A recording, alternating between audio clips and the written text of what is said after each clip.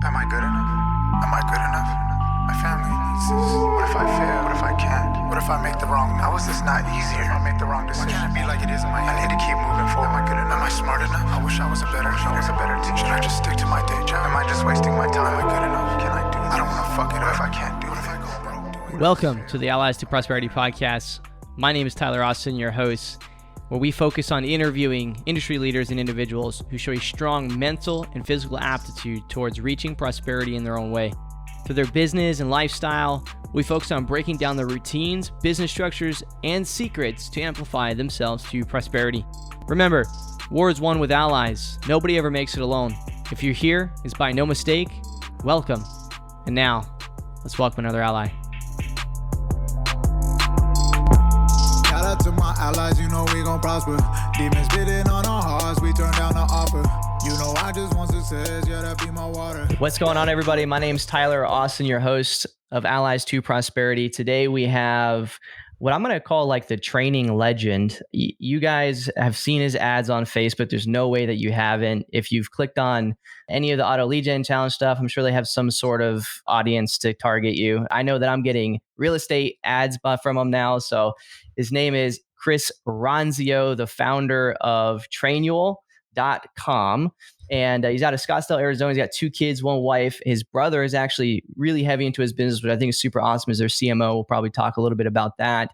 But the most interesting thing about Chris, I think, is that he's like a lifetime entrepreneur. When in high school, he started his first business, which he ran for 12 years, which I'm pretty sure has to be some form of record. There's very few people, I think, that did that.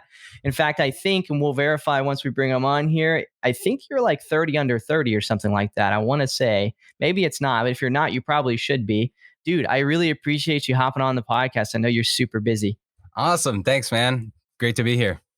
Thanks, dude. So what we do, man, is we just start off with really just a general background. I want to know, and I want everyone else to know a little bit about how, you got where you are now, in high school. Like I just said, I mean, you told me you started your first company in high school. You did that for 12 years. Like what really started the entrepreneurial stuff? And then what kind of led you to where you are now?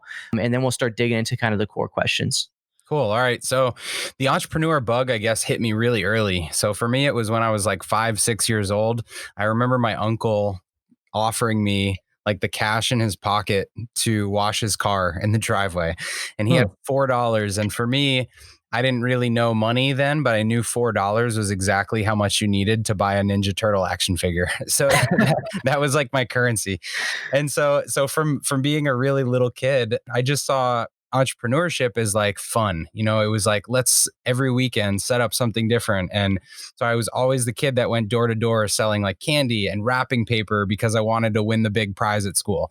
Or I would like have the car washing business, and then it turned into like a landscaping business, and then a deck cleaning and furniture cleaning business. And then, there was like this big house in my neighborhood that had put an addition on. And I remember standing at the bus stop with a couple of my friends, and they were like, oh, it'd be so cool to see inside the house. And so that day after school, I was like, all right, I've got an idea. Let's make a house cleaning service. And so we show up to the front steps with our like dust, things and our pail and a business card I made on Microsoft Word. And it was like, for $20, we'll like dust your whole house. And they had like pianos and all this stuff. And they were like, yeah, sure. And so we got to check out the house, and that was cool. So as a kid, it was always just like creative little ideas to make like side money or have fun with my friends. So when I got into high school, it was totally unplanned. I wasn't trying to start a business, but I joined the cable access station in our town, and a friend and I made this little TV show where we would interview people around town. And it would be like, the coach that won the football game and the guy that built the biggest snowman or whatever. And we got offered one time to film a cheerleading championship at our school, which as like a 14-year-old kid is the absolute dream job, but the best you could be asked to do. And so we showed up to the event, and my friend had the camera in the stands, and I had my like first button-up shirt, and I set up a sales table, and I was slinging VHS tapes of the cheerleading event to parents and coaches and scouts and everybody that was coming. And that was where the idea for the business came from. It was like, we can film these events that happen all the time, every month or every week at the school, and we can sell copies to everyone. And so at the time it was, only big VHS kind of cameras, over the shoulder cameras. It wasn't everyone with iPhones. And the business really took off. So through high school and college, I was hiring all my friends and then freelancers. And then I set up an office in Boston where I grew up. And we were event videographers that did sports events all over the US. Wow. So that's really where it all began. That's crazy because I'm sure in Boston, I'm sure you're familiar with, I think they're out of Boston. They might not be there anymore, but Barstools. Have you heard of them? I mean, I feel, Barstool Sports. yeah, I feel like Yeah. everybody, I feel like you have to know about them. Yeah. So I imagine like thinking back into that, like, because that was way before Barstools. So I imagine that in being in Boston, that would be something that would have took off like crazy because it's like the sports capital, Yeah, for sure. you know? And their stuff, theirs was more of like content play on big sports, and ours was like Oh all yeah. amateur, like youth events. But the problem that we saw was sports organizations would have events all over the country. They would have these like nationally sanctioned bodies that would set up the tournaments, and they'd have regional events and championship events. And if you went to an event in California or an event in Massachusetts or Illinois or Florida, they would all be different video providers. And so Yeah. the problem they had every year was like sourcing crews to do this. And so I saw that as something we can solve. And so I started pitching these organizations on, let us be your only vendor. We'll do all the events in all the cities, and I'll set up the processes that they all use, and we'll sell it all through one standard website. And so it was, it seems unrelated to Trainual, but it was totally the inspiration behind Trainual, because we were hiring hundreds of camera operators and taking them through online training and writing up standard operating procedures and brand guides and sales training. And I was doing that, from an early age. Yeah, we're gonna have to dig into some of that too, because I think it's, if you think about the age here, we have a lot of people coming into real estate and they don't know any of that. It takes a lot for them to understand that it's even a thing that needs to be done and how to do it and all that stuff. But like you just naturally did it. So there has to be either you're just like naturally just super wired as being an entrepreneur, or you're willing to do the things that are needed to do that, or maybe you had mentors. I don't know, but we're probably gonna dig into that, I'm sure, moving on. So then, like, what happened from that point then until getting to where you are now? Yeah, so I had ran the business for about 11 years, and it brought me out to Arizona. I set up a West Coast office. I moved out there with my girlfriend. We got married, and when I was out there, I just kind of realized I was working the same job over and over again. Like we had perfected the systems for delivery and booking events and showing up, and we're doing hundreds of events a year. And so there didn't feel like there was the challenge that I was excited about anymore. And so I remember I had a call with my director of operations, and I asked him if he would want to take over and be president of the company. And so for about a 6-month process, I trained him on all the last things that I still did in the business for him to take me out of the day to day. And at the end of that process, I took myself off salary, and I gave him a raise and put him in charge. And I said, I just want to be an owner. I'm going to treat this like an owner. And I was totally out of the day to day. And so to make up for my own salary, I had other entrepreneur friends that I said, is there any way I can help you with your business? And so a few of them raised their hand, and they said, yeah, absolutely. Why don't you come here one day a week or one day every 2 weeks? And so I kind of time shared myself across a bunch of businesses and started helping with their systems and tech and operations. And that just evolved into a consulting business. And so a year later, I was getting a lot of momentum in the consulting, and I decided to sell the video production. And so the consulting business was called Organized Chaos.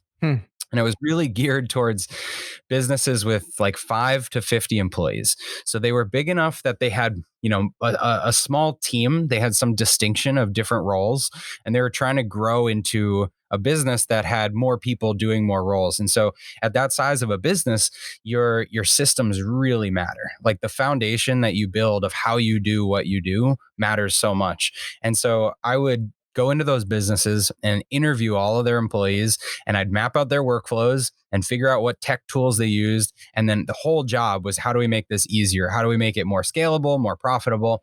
And what I found myself doing was installing a lot of other systems like project management systems and CRMs and contact management, and doing a lot of email and productivity training. And with every customer, I ended up having to do either like a training day to show their employees, here's how things work now, or I was shooting screen recording videos and making Google Docs and saying like, here are the instructions for the business. And so what emerged from that was creating this like playbook for how their company runs. And I was frustrated that there was no tool that just did that. We were hacking together like, WordPress plugins and docs and quiz systems. So that's where the idea for Trainual came from. Wow. Okay. So at the end of this, we have ninja tips and tricks, and you, through that statement right there, you just made me swap one out, because I just thought of a really good one. I think is going to be very valuable to most of the people that will listen to this. So I appreciate that. Okay. So what was the timeline from start to finish there? How many years went by there? With consulting, or what? Just from high school to just founding Trainual? Because Trainual is what, going on 2 years now, roughly? 2.5 years since it's been a real business. Yeah. But Trainual has actually been around for, let's see, almost 6 years, 5.5 years that the software has been around. But for the first 3 years of the business, it was just a tool within my consulting firm. So Got you. it was like a little prototype thing that we made. And the idea was like, how do you make a consulting business sellable? It's like, well, you need some IP. And so I thought, all right, here's a software that we can use. But then what happened after a couple of years is I had referrals coming in from people that didn't want consulting, but they wanted to use Trainual. Right. And so that led us to spin it off. All right, cool. So then how many years was that? That would have been roughly... So 12 years consulting, and then 6 years since, almost 6 years since Trainual started. 18 years. Yeah. Sorry, 12 years first business, a couple of years. So about 20 years that I've been in some kind 20 of years. Yeah. Dang, dude. Okay. So about 20 years being an entrepreneur, really since you were 4. So how old are you? 30, 38 then? 37? No, 35. 35? Okay. I mean, dang, dude. 35. Okay. So you just made me have to set like a bookmark and goals for the next 7 years. Dude, that's freaking awesome. That's super awesome. Exited a company, built another company, exited a company, built another company, and it has just blown up even so much more. And it's not because obviously of happen chance. Like everything is methodical. You can tell, right? Everything has a process, everything is understood. So that's freaking awesome. So what we're going to do now is we're going to hop over into the core questions. These are the questions, I call them the myths of entrepreneurship, the myths of prosperity. They're really the excuses people make on why they can't do what they're going to do. And I mean, your story itself, I didn't anticipate it because I didn't know too much of your background. But I mean, you've already destroyed most of the myths just up to this point by doing what you've done, right? So we're going to start off with question number 1. What is your motivator for prosperity? Why did you build all these companies? I mean, obviously you love to do it, but like, I mean, it's a lot of effort. It's a lot of time. Yeah, I guess selfishly, I would say being able to do what I want when I want, and not in like a crazy way, but like I remember being in college, and I started getting these crazy stomach pains in the morning, and my college schedule was like I had early classes, and when I had these like doubled over in pain, but I still had to go to class, it was like the worst thing ever. And so I remember thinking about like when I have, when I get out of school, when I control like my life 100%, I want to be able to control my time. So I never want to have to show up like on something on a schedule that I don't want. So, I mean, that's always been a big motivator for me is time. And of course, now that means, time for the experiences that I want, time to like do the type of work in the business that I want, time with the family, vacation time. So, but I think it's all time. Yeah. I mean, you just said I mean, or before we got on here, you just were like, I'm going to go to Boston. I don't know really when I'm going to leave, but you've been there for like what, 2 months now, going on Yeah. 2 months. Yeah. I mean, that's amazing. Like the freedom, the time. I mean, so you're being successful in that. So that's fantastic. Question number 2 I got for you is, what's your main revenue stream for wealth? In most of the people that are going to listen to this podcast right now, or real estate's that thing for them. They buy rentals, they flip houses. That's theirs. Most people think that that's the only way. So I'd love to hear Bitcoin. No, I'm just kidding. Bitcoin. I'm Bitcoin. kidding. Yeah. You actually invested everything from the first company right into Bitcoin. And That's it. That's the whole game. I mean, no, my main revenue stream for wealth. I mean, I guess you mean now? Now it's Trainual.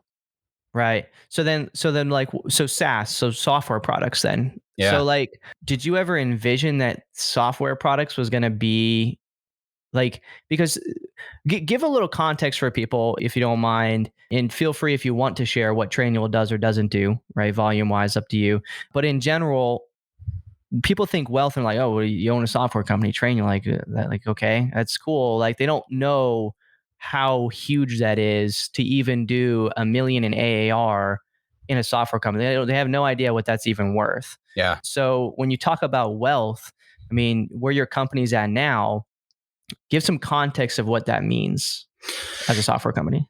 Yeah. So software companies have a unique luxury, I guess I would say, of having really high gross profits. And so in most businesses, you have costs of goods sold that amount to a pretty sizable chunk of the revenue that you would do in the business. And so most businesses, you'd peel away those costs of goods sold, and then you take your gross profit and your overhead, and you're left with your net profit or some kind of discretionary earnings, right? And so most businesses are worth some kind of multiple of the seller's discretionary earnings, or your earnings before, taxes and depreciation and all that. And with a SaaS business, because you've got such a high gross margin with very little overhead, like your cost to deliver licenses to 100 customers or 100,000 customers are not, it's not a linear kind of cost equation. And so because of that, you have really high gross margins, and your overhead is a small proportion of your overall revenue. And so when someone acquires a software business, they typically pay a multiple of revenue that could be 5 times, could be 7 times, could be even 10 times revenue. And so when you hear about people that have this annual recurring revenue, this subscription revenue in a software business that could be easily acquired and plugged into another market or another business, it's a really valuable thing. And so for me, that wasn't something I had any real direct exposure to until I became a partner in a company called Design Pickle. So we talked about this offline, but for anyone that hasn't heard of Design Pickle, it was the pioneer in subscription graphic design services. And so you figure, you could hire an agency, you could hire a freelancer to do some design, but what if you could just get someone for a few $100 a month that would do every design request you sent their way, and you'd commit to paying monthly for that, like a subscription. That's what they created. And so early on, I was doing my consulting business, and their whole system was like a forwarded Gmail account. And like that's how the business worked.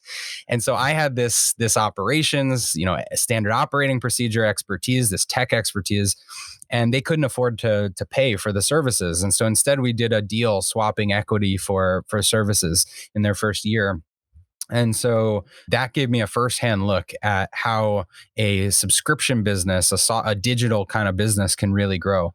And it's been amazing to be, alongside on that ride. But then, was able to apply a lot of those lessons to Trainual. So yeah, today wealth building is building Trainual's top line ARR. And the more the customers we have, the more satisfied those customers are, which means higher retention, the higher multiple we'll get on our business someday when we do decide to sell.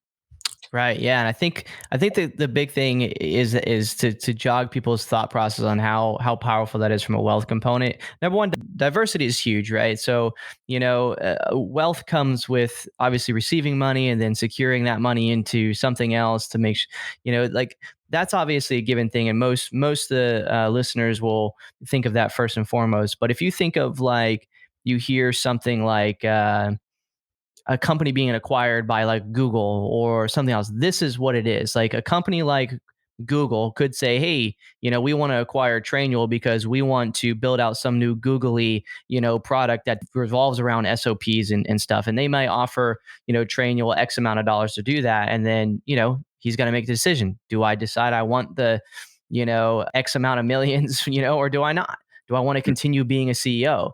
And it's funny because today, ironically, we talk about this as wealth building component today in one of our mentors, Dan Martell. They talked about the acquisitions, bolt-on acquisitions training or something like that. It talked about buying software companies, much like we buy portfolios in real estate. Like I have one right now, we're buying this 14 houses portfolio, buying it for 900,000. It's worth maybe 1.4 million. You do the same thing. You do the same exact thing with software. So it's just a really interesting component because we had Trevor on here, and he has a software company, you have a software company, and it is a true wealth component. It's compounded. Wealth is built, if you look at the core of it, through business, right? But if you don't have the proper solution to be solved, like Trainual does so well, right, then it's not going to actually become anything really, right? There's so much more behind it. Yeah, and I think another thing that's important to remember is like when you invest money, a lot of times you think of wealth building as like compounded interest. You're getting some kind of return on that money. But when you create a business, you can create 1,000% growth in like a couple years, and you can create an 8 or 9 figure exit out of a business, which is, it's hard to create that kind of value in a small capital investment, Right. So I think business building is definitely a wealth creation vehicle. And then once you've got the wealth, then you diversify and it might go back the other way, and real estate can be a big part of maintaining wealth. Yeah, I love that. Because I can't, no matter what I do. I just had this conversation with my wife last night. Well, I guess more of a feud, but it was like, like I couldn't buy these 14 houses, right? And then in 4 years from now, be able to sell them for $5 million. It's not going to happen. Mm-hmm. I mean, there's a very, very small chance. And if that does happen, that probably means the American dollar went down quite a bit, or that, or we instantly jumped into like 40 years in the future. I love it, dude. We went a little bit off there, or I did, but I think people are going to love the context. So, okay. So number 3, we talk about routines. Okay. So what we want to know is what is your morning routine look like, and what's your evening routine look like? We don't want to know like the middle of the day kind of thing yet. We'll get to that. But, kind of, what do you do in the morning to get going? I know you're super active, right? You're a big runner, big into books and stuff. So is any of that involved in the morning? Yeah. So my routine's pretty, it's pretty much the same every day. So actually it's changed a little since I've been in Boston, just because of the time zones and it messes up the kids, but I'll give you my normal Arizona at home routine. So I usually get up at 5 or 5:30. I will go downstairs into my home office and I do a 10-minute headspace, because I think it helps to just clear like whatever's going on in my mind. Then I pull out my iPad, my little like 10-inch iPad Pro, and I just write down everything that I'm thinking. So it could be tasks for the day, it could be stuff that triggered me, stuff I can't get off my mind, whatever, stuff I've got to talk to people at the company about. I just download all of that. And so that's kind of my form of journaling. Sometimes I'll write things out a little more little longer form, but mostly it's just like a task dump. After that, I do something active. So I've been doing a lot of like triathlon stuff. So I've got a road bike. I got the Peloton for when I don't want to go outside. I do running, like a little 5 or 6 mile loop around the trails in my neighborhood. So I'll do something like that. And when I run, I listen to podcasts. So I've got like 10 podcasts I listen to, and they cycle through them. And that to me is like an hour a day of strategic thinking, that I'm just like, I'm running, there's nothing else to distract me, or I'm on a bike and I'm just constantly listening to the podcast. And I'll pull out my I'll stop and pull out my phone, my notes. I'll write down ideas. I use the little like Apple Watch to verbally record messages. And so again, I'm just kind of like capturing things as they come to me. And then I go home and I have breakfast with the family. During the school year, I guess when it wasn't remote school, I would take my son to school a couple of days a week, hang out, get ready, and then go into work. So that was like the morning routine. And then the evening, once I finish work, so 5, 6 o'clock, I clock out. So I'll come home, family dinner every night, and then play with the kids for like 2 hours before bed. And then time with my wife, just hanging out or doing whatever we do for a couple hours before we go to sleep. And usually in bed by 10. What time did you say you wake up? 5:30. It's like 7.5 hours of sleep. What's crazy is if anyone follows, for those that all end up following you on Instagram after this, which I don't see why anybody wouldn't, being as though he just like, literally since he was in high school or a young kid has had businesses and exited multiple. You'd be silly not to. You actually like everything that you just expressed out here. You actually show pretty routinely on your Instagram. Like this is your life, and a lot of other people on social media in general, right? They show bits and pieces and it's not really their life, that's like enough to try and like gain followers, So it's funny because most of the people that would listen to this podcast right now, most of them either found the podcast or something from another form of like influence, Mm-hmm. So I say that just to say, like he actually runs. In fact, his Facebook ads are him running. Like he actually podcasts because he'll stop in the middle of his run in his podcast and he'll explain some of the things he just took as insights. Because he literally has such what seems to be such an aha moment or such a overwhelming of like strategic thinking. I don't know. It's just like if you live it unconditionally and you become it and you are it and you don't fake it, and you just be genuine, I'm sure that plays a huge part in your success generically. Totally. I mean, like I always hesitated to post stuff on social media before Trainual because I always thought it had to be like polished and perfect. And part of Trainual is like documenting what you do, right? And I just it got drilled into me that like all I'm doing is documenting. Like this is my life. Why not just take a picture of whatever's going on? It doesn't have to be fancy, but it's like a window into life. Yeah, I love that. Fantastic. So there's a good routine for y'all. Wake up at 5:30 a.m., 10-minute headspace, an hour of running, which a lot of people probably won't do. They'll maybe do like 6 minutes. It's not like it's nothing crazy. It's like it's really like a 5.5 mile loop. I run around my neighborhood like 4 or 5 times a week. I love that. Okay, perfect. So number 4, what's your thoughts? You obviously wake up early, but like, what's your thoughts on waking up early versus waking up late? Do you think that it's a necessity to wake up early?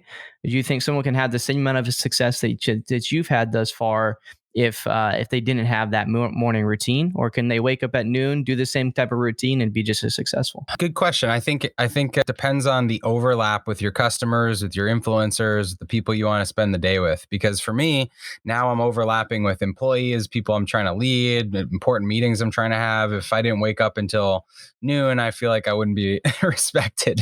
So I think that for where I'm at in my life, the early mornings is the way to go. But when I was in college and doing, I was like not married and no kids and just trying to grind the business. Like I was stay up till 3 doing video stuff, Yeah, it's a really great response. Fantastic. So really, it's same thought process I have. It's like you can have success no matter what you do. It just depends on what you're doing with your time when you're actually awake, But if your customers, like if your phones are ringing at 9, you got to be up to answer them, things like that. So that's fantastic. Okay, so you've had multiple companies, you are having a lot of success in software, but you haven't only had software companies. I'm assuming you probably will have more companies in the future. I know you will. So like, how do you stay current in everything that you're looking to do or learning to do? I know you run for an hour and listen to podcasts, and I'm sure that's one, but is there anything else that you do like specifically to try and make sure you're staying current in software or in new ventures?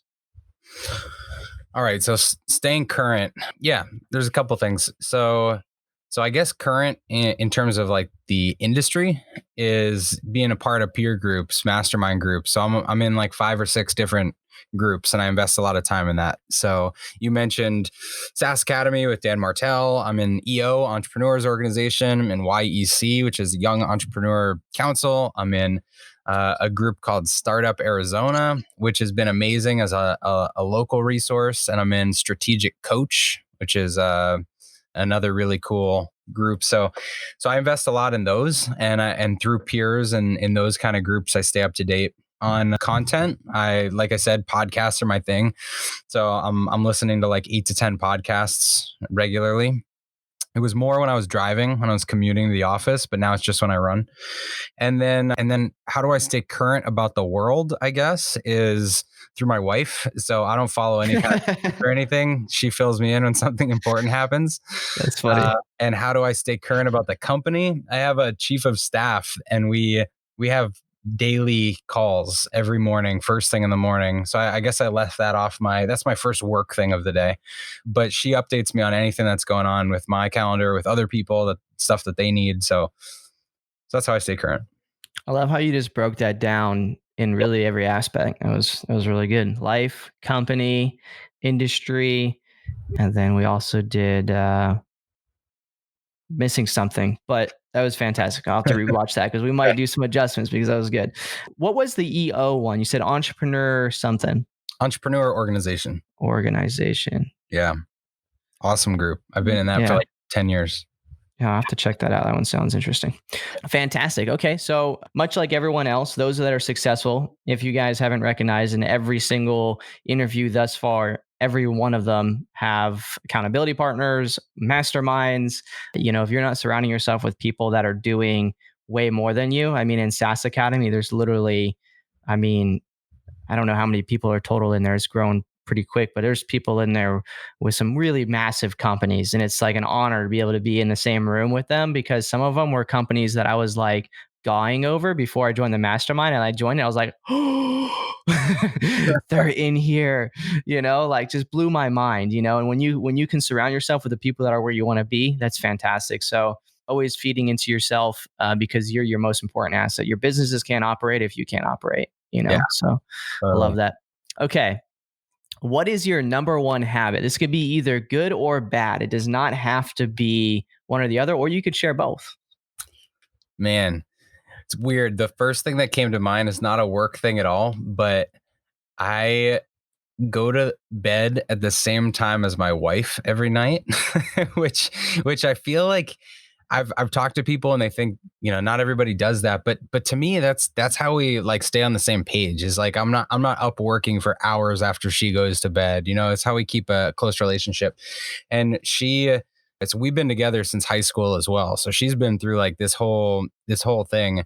And I feel like really having that solid foundation on the family side makes it way easier to deal with crazy business stuff. Yeah. It's crazy that you say that because I forget exactly what he would say, but my dad used to always tell me as I was growing up or whatever, it's like, you never want to go to bed without, your wife going to bed at the same time. Like that's like a huge thing. If you want to have a lasting relationship, go to bed at the same time as your wife every night. That's cool. It's funny. He's used to say that. So that's crazy. I think that's a huge one actually. And I love how it's totally unique compared to anybody else that's ever answered a question. It's fantastic.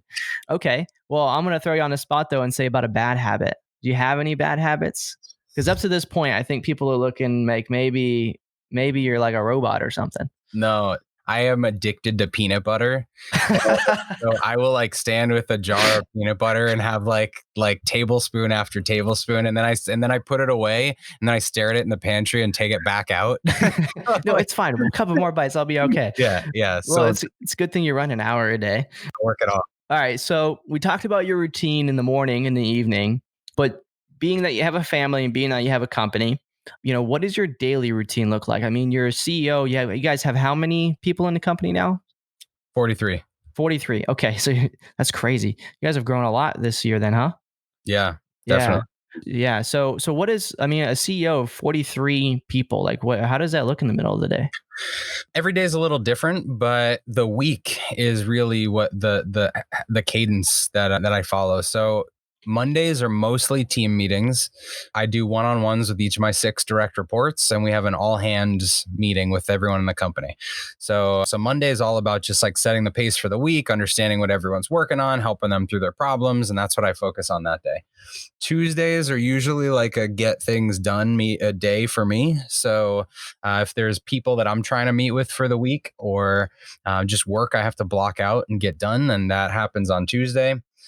Wednesday and Thursday tend to be my marketing and press sort of days. So any podcasts, any interviews, any writing that I have to do for Inc. or Forbes or whatever. And then Friday is typically wide open. So if I'm going to take a day off during the week, it's Friday.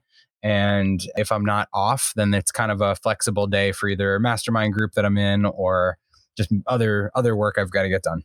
It's really, really interesting. Sounds like also really good Instagram content you could put out. Because I think it's a huge thing, right? Like how people schedule their weeks. I love Trevor's schedule. He kind of puts that out there quite a bit.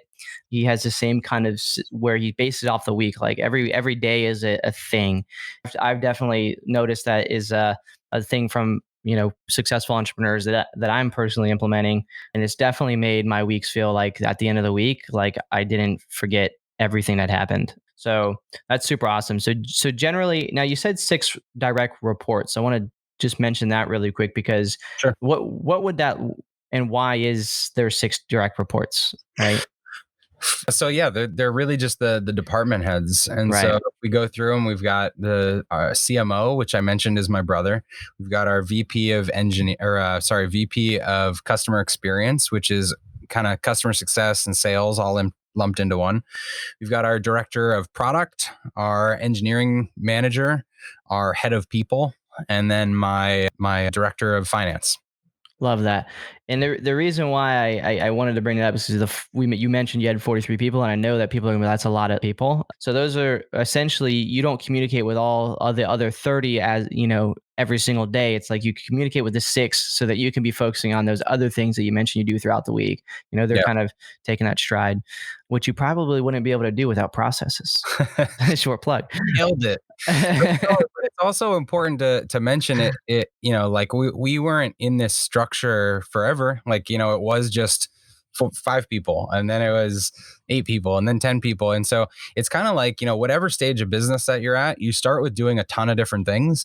And then as one of those things starts to take up so much capacity and you're like, gosh, I'm doing this all the time and I really don't want to, then you hire someone to do that thing. And so it's constantly peeling off roles, responsibilities, like subdividing like cells, the people in the business. And so it was like, once we got to 11, 12 people, that's when we really started needing more like managers, department heads. And so we started hiring like director level, manager level people that could run a small team. And then, now we're starting to hire VPs and other positions. So, but it's something that grows over time. Yeah, and I'm just going to re-emphasize the fact that you mentioned, hiring out for the things that you don't want to do, first, or that's a pretty big thing. I think a lot of people like I mean, what you don't want to do and maybe what you don't understand, but those are really key things to focus on. So, okay, really big one. And it really centered around this podcast in general. We don't do this business alone. There's no business that survives by themselves, right? Like, who's been a huge part of your success? Like, who are your allies that have kind of got you really to where you're at now? Is you got like a specific people that you turn to if a fire, kicks off? Man, so many. So, I mean, I mentioned those 6 people, the department leaders. I mentioned my chief of staff. I mentioned, my brother working for us. I mentioned my wife and like how I confide in her in so many things. I've always, like I said, been a part of these mastermind groups. And so at any given time, I've got like at least a dozen other entrepreneurs that I'm really close with and talking to on a weekly basis. I've always had mentors, advisors. Now with Trainual, we've got a board of directors, but I also have formal advisors. I've got other CEOs that I really look up to that are like, 5 years ahead of me that I've reached out to and built relationships with, and I can email when I'm thinking through something. So, I mean, I would say the probably like 70% of my time is working with my allies. And You're right. it's just all those meetings, and it's bouncing ideas off of people, and trying to constantly refine the strategy and the ideas and what we're working on and get feedback. And so I owe a lot to a lot of people. I love that. That's fantastic. Okay. What have you found that you need to avoid in order to keep as much focus as you need? Happy hours. Happy hours.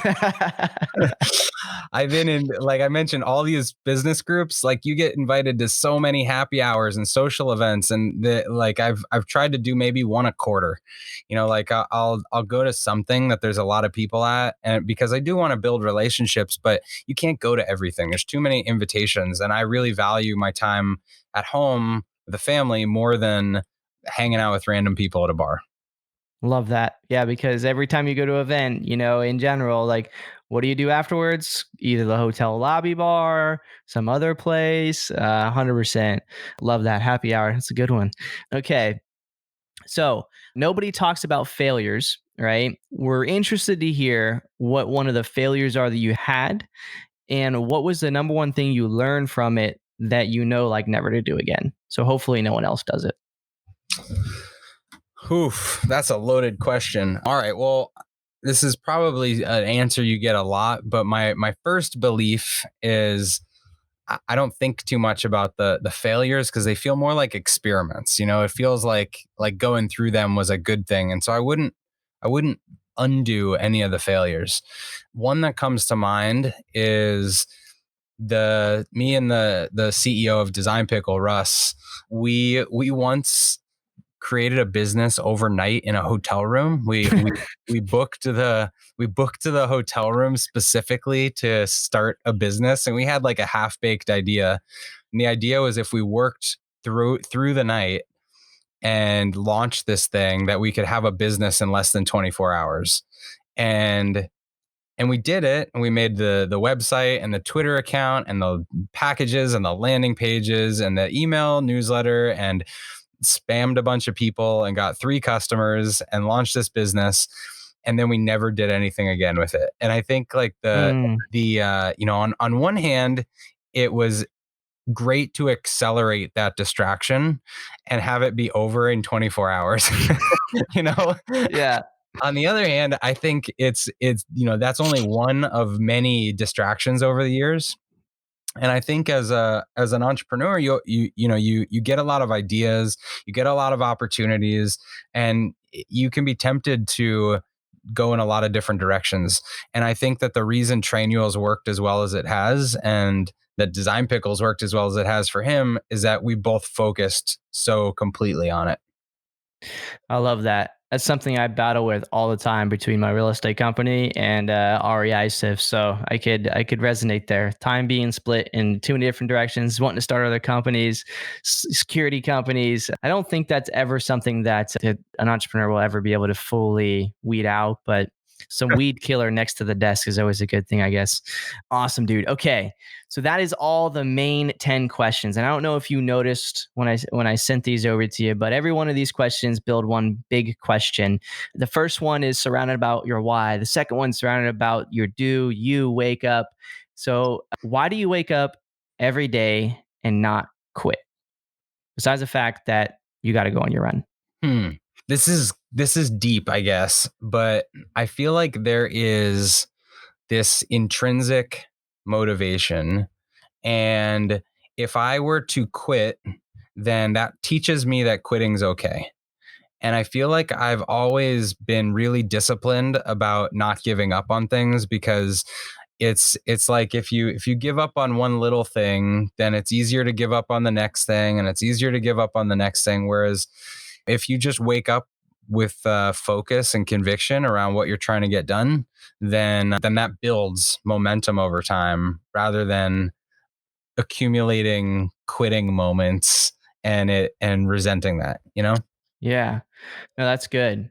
It's like, you know, the last, I don't know, give you a life example for me, like I've been really trying to eat more healthy and because I always sit down. So I ordered, new stand up, I know you stand up desk a lot. So I got this like 6 foot desk here and finally, put the investment into making it a stand up desk and everything. But even still, I'm like, okay, well, like a couple pieces of candy. I like chocolate, dark chocolate a lot. So like, 4 or 5 pieces of candy, it's not going to hurt me. They're just little tiny ones, little Dove chocolates, and it's dark chocolate. It's better than milk chocolate, Yeah. but I've created a habit where every single night now, when I'm finishing up for the night, I eat like 5 or 6 of these pieces of chocolate, so, It's like me with the peanut butter. yeah, exactly. You with peanut butter. If you start quitting in the things that you start, you're admitting defeat in yourself, and that will over time become, something where before you even start anything, you're going to start anticipating the failure, and that's something that I love that. It will always hurt you. Yeah. Fantastic. I love it. Okay. So this next part is the ninja tips and tricks. Okay. And these are really 1 minute pieces. Sometimes they end up lasting a little longer per each, but feel free to answer as quickly as you want. And essentially, the way these work is the very first one, the very first set of these is about you. It's specifically questions that I'm going to ask directly to you. And they're focused on if anyone ever runs into Chris anywhere. Okay. If another entrepreneurial meetup, maybe you start getting into real estate. So some of these people will focus you on real estate. Maybe you're already in real estate, whatever the thing is, and they notice you. I want them to be able to ask you questions or start up conversations so that you already automatically feel like they're an ally. Okay. Right. I want them to be able to have a jump start. Okay. Because that's the very biggest thing. People always want to reach out to somebody, but they never like take the time to build a relationship. Right. In a sense. So my very first one, just because we've mentioned peanut butter so many times, is I need to know what your favorite peanut butter is. It's a honey nut peanut butter that's ground at Whole Foods. So it's the kind you like grind yourself. Oh, wow. I was not expecting that to be so granular. Very specific. Yeah, I love that. I mean, I could probably give you the top 10 list of peanut butter, but like the Justin's flavored ones, the vanilla one I love is so good. There's this like chocolate peanut butter made by Peanut Butter and Co. or something. That's really, Man. Okay. I wonder if there's a Nutella in peanut butter. That'd be freaking amazing. But okay. Second question is, what's your favorite running trail? The one right by my house. So it's called the Gateway Loop. Gateway Loop. Okay. All right. And what is your favorite activity to do with your kids?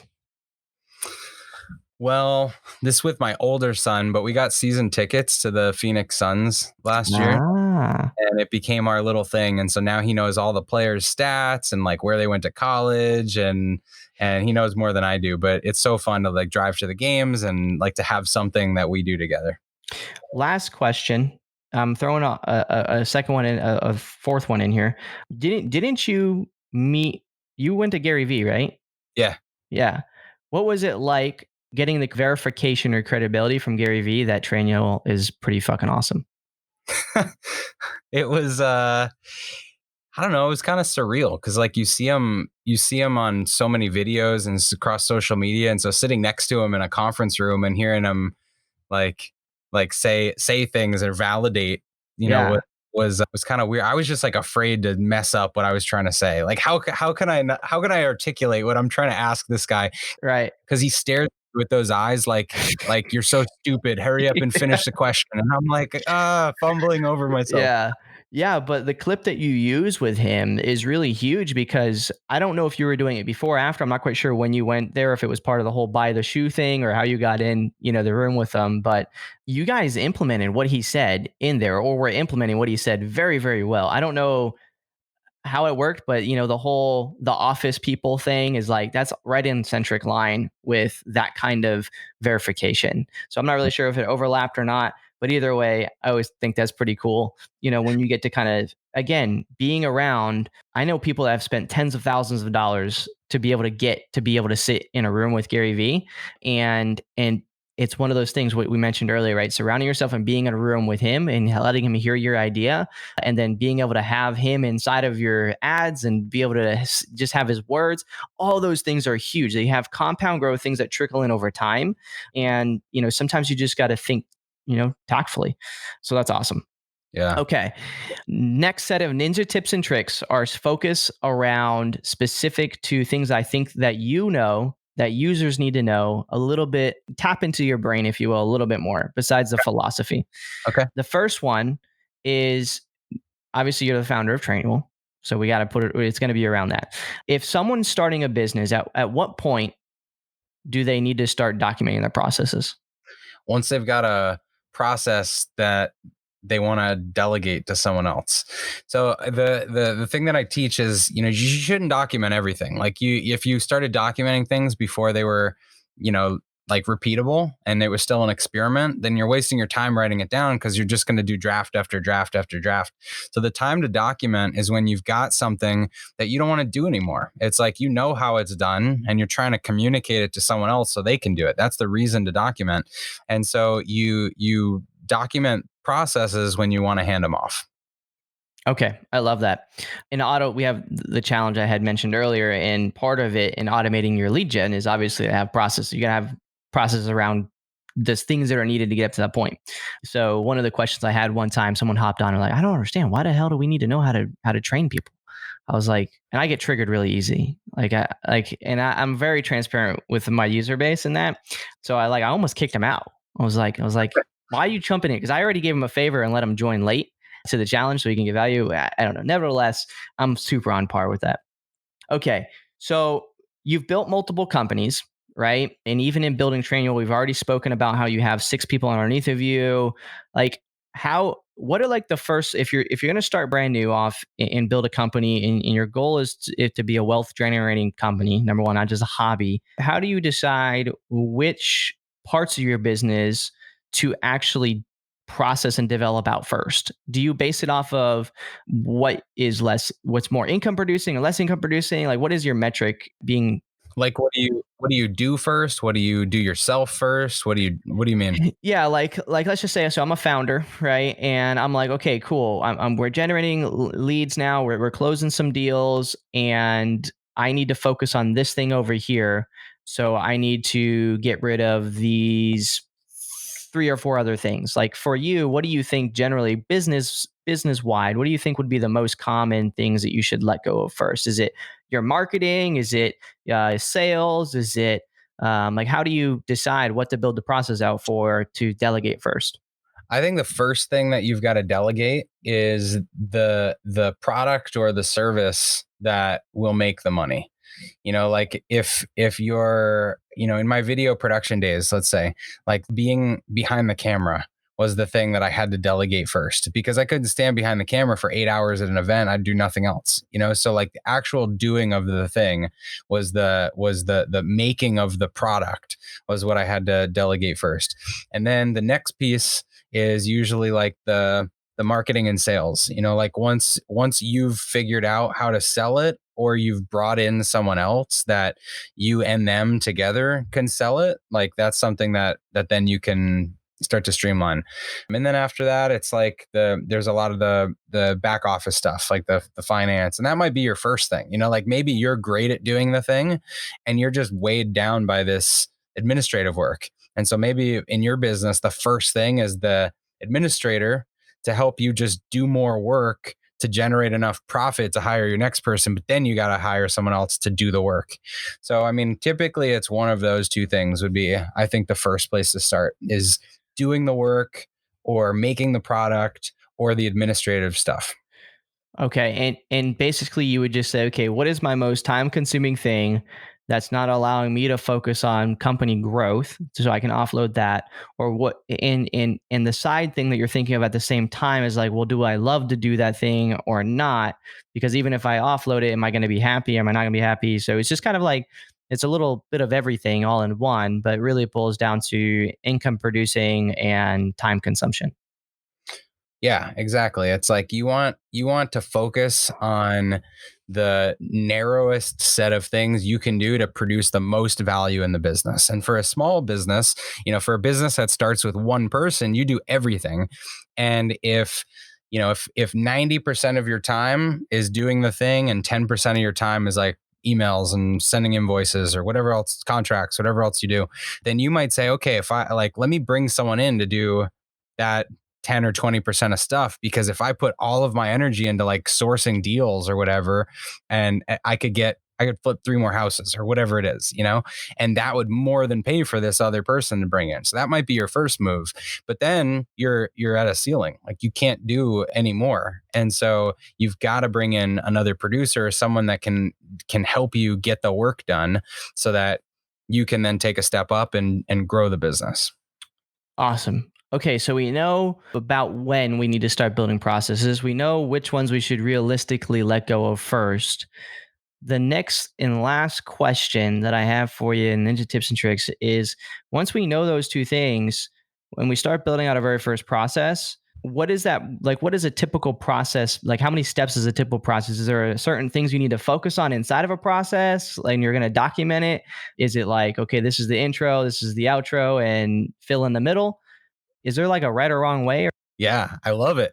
So for any typical process that you're putting together, the first thing you want to do is like an intro or some context. So you want to say like, why do you need to know this, and what are you about to learn? And so that's just a real simple intro for anything you're going to train someone on. And then the meat of the thing that you want to describe is, kind of like all the questions you ask me. It's like, who does this process?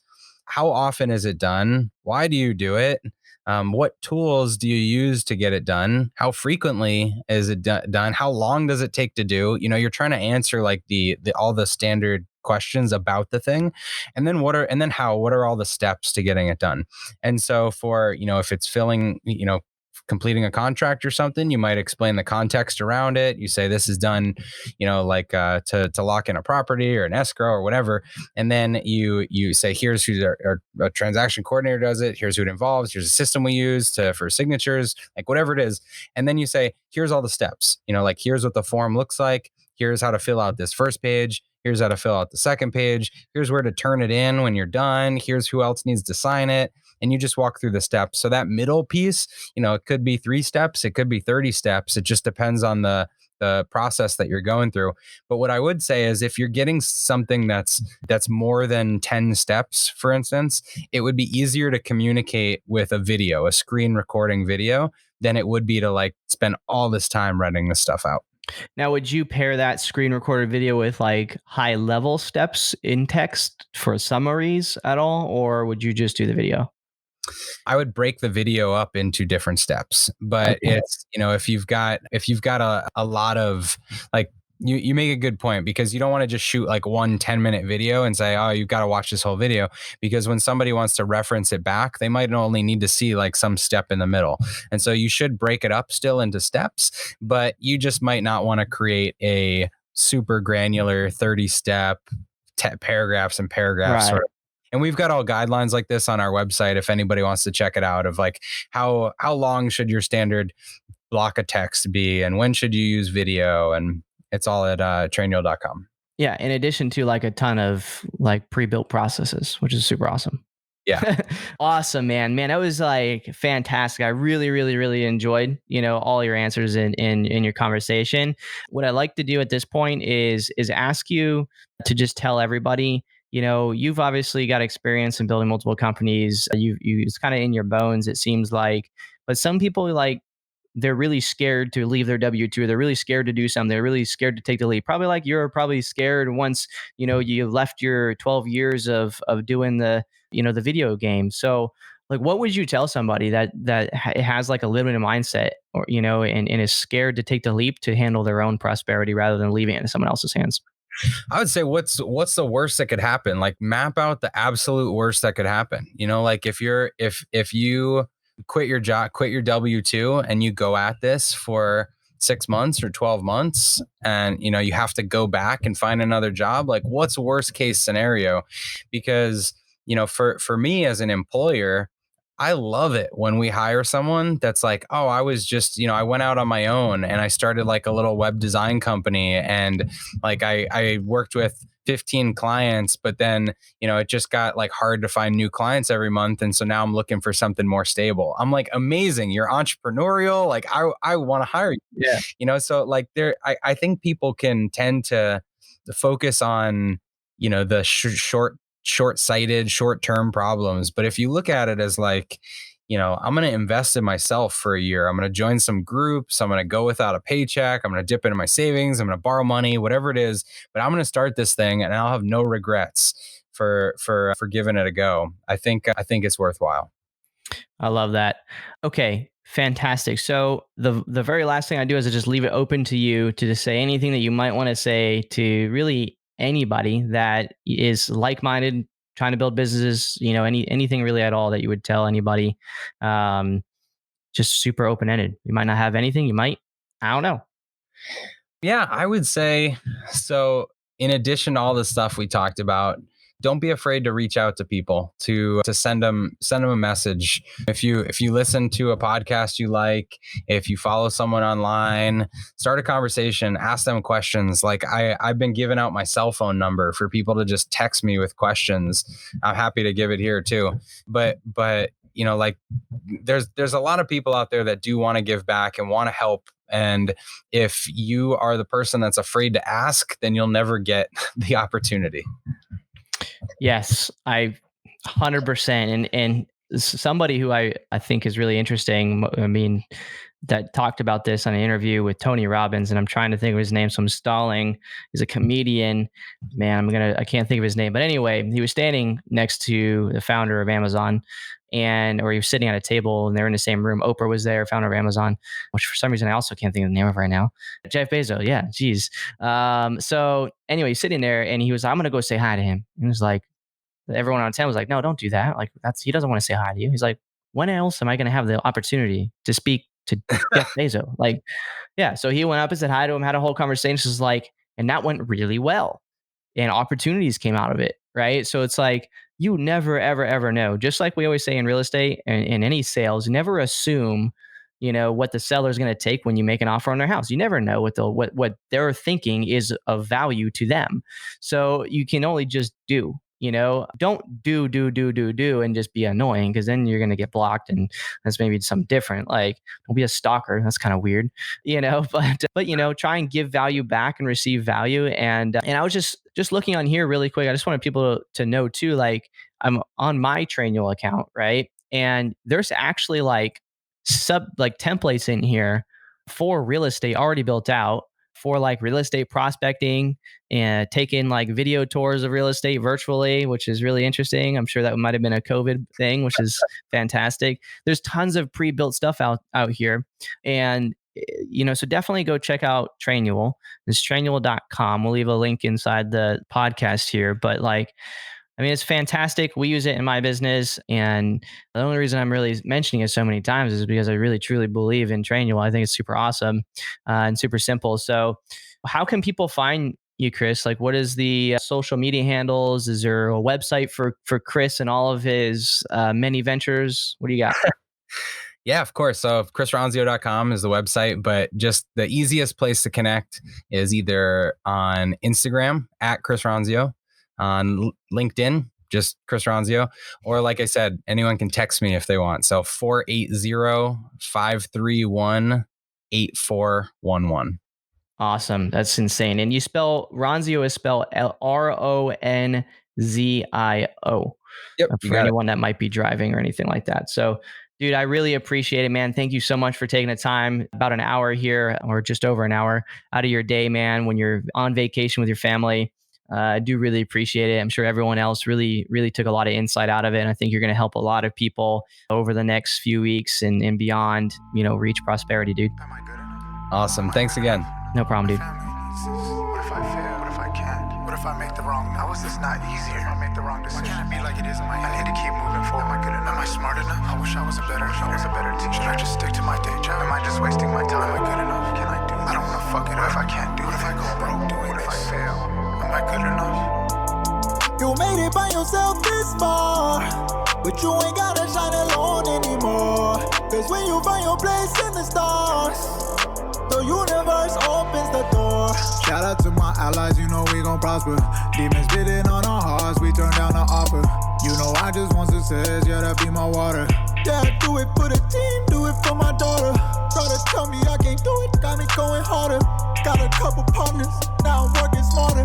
Always keep good company, I'm a kickstarter. Ain't no finish lines here, yeah, we went farther. Entrepreneur for life, I'll be a boss of the deck, getting these checks. Finally doing the right, me and my crew on the 5, yeah we the best. Think that we losing the night, we get it back when it's time, we never rest. That's for the billionaires, best believe when we get there, we gonna flex.